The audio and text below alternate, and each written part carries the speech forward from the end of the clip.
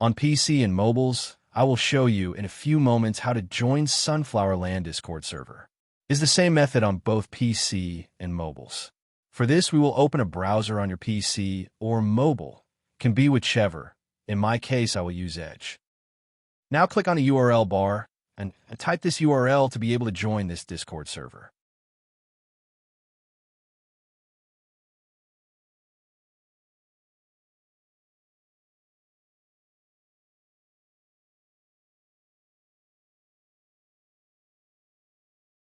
Doing this will automatically start your Discord application if you have it installed. Then click Join, and you will have access to the Discord server.